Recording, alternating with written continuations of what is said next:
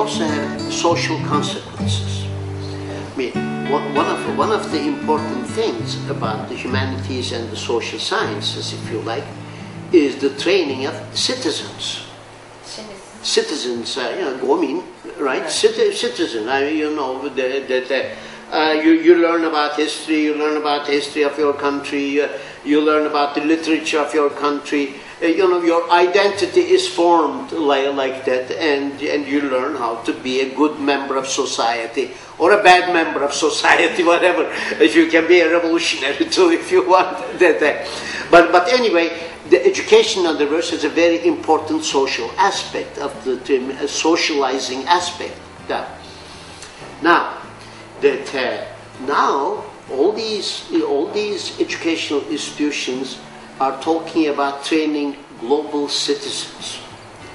See, and I still don't know what exactly is a global citizen, because a citizen used to mean a relationship to a certain social entity, right, or a national entity. Where global citizen now is associated most closely with corporate citizenship. In other words, the most global institutions are transnational corporations. So, in other words, universities are beginning to train more and more students for transnational corporations. Where in that case, what happens to that student's belonging, that student's relationship to the society in which he or she lives? Right? What is going to happen? In other words, what's the relationship between being global and being a member of a society? This is a major crisis in education. How to deal with this is going to be very problem. And the reason I say this, because I think there's there's a class angle to this. Class 阶级 问题，还有在这方面有阶级问题的。Let me explain why. Like 40 years ago, 50 years ago, whatever, when I was going to school, when I was coming through most of us, like I went to the United States by getting a graduate fellowship. So that was the only way you could go abroad. Now, only the rich people, very rich people, went to other countries to study as undergraduates. Not 研究生. Most of us went as graduate students because that was, you couldn't afford to go to see. Well, now there is what some sociologists have called, and I use the term, transnational capitalist class. All the people. I'm sure you are aware of this. Everybody is talking about it. There's an enormous concentration of wealth in the world with so-called globalization, so that there is a global elite forming this wealth. So it's not now. It's no longer just wealthy Americans or wealthy Europeans. Now you have wealthy Indians, wealthy Chinese, wealthy Turks, etc. So that class division now is becoming global with everything else. So there is a global elite that can afford to send its children to these students. There are now people in the People's Republic of China. You should see, all of the People's Republic of China is the biggest market for universities now.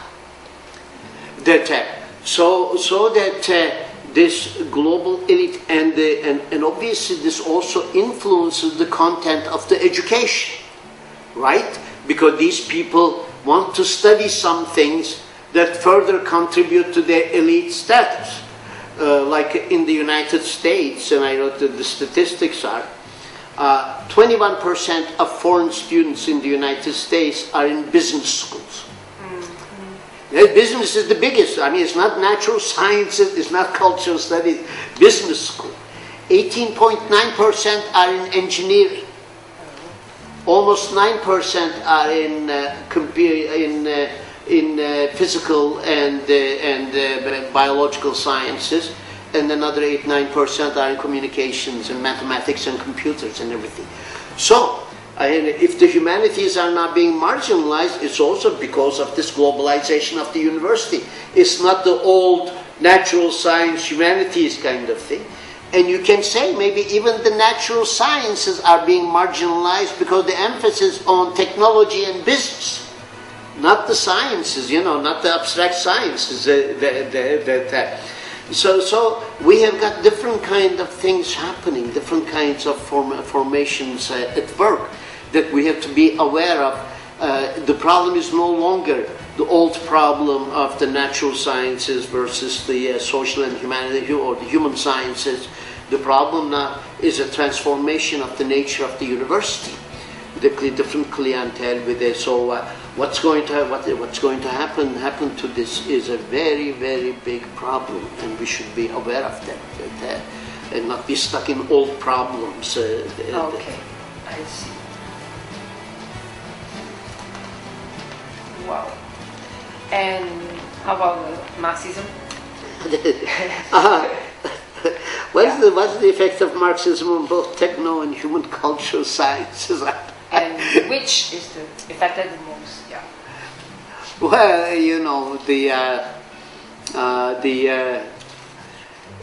Well, Marxism's effect on the natural sciences, of course, has not been very good. That the natural sciences need their own space.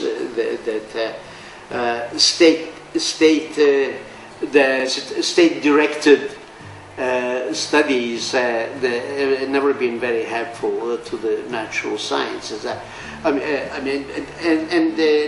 me make a distinction here. You are asking me about Marxism, and then there's Marxism, and then there are communist societies, right? First Soviet Russia and People's Republic of China still says they are Marxist, but I would like to distinguish Marxism as a theoretical system, as an analytical system, from what happens in socialist societies, because there Marxism comes under the control of the state, of the party, of nationalism, etc. So it becomes very difficult to distinguish what is due to Marxism and what is due to other causes. This is very important. And of course, state-controlled Marxism in socialist societies has not been good for either the natural sciences or the social sciences. There have been some, getting too materialistic, and biological research, etc., both in the Soviet Union and in the People's Republic of China. They've had problems with the natural sciences, with certain science. On the other hand, due to state reasons, they have also supported certain sciences that have to do with military technology and this and that, right? But this has to do with the state. And in general, my sense is that the least desirable kind of Marxism is Marxism that claims to be scientific and representative of truth. Truth is very difficult. Marxism, too, is open to different interpretive strategies, interpretive ways of thinking. So to me, the most useful kind of Marxism is a Marxism that is open to other ways of thinking and differences in concrete realities of different societies. That is what I because technology people are too caught up with industry, with corporations, with the state, unfortunately. But scientists also need to give help to the people in the humanities and the social sciences, because the humanities and social sciences people have to address the problems of society, right? So we each have a function to play, and we need one another instead of competing with one another. As if we are in a marketplace. We have got to overcome the marketplace and pay close attention to social needs once again.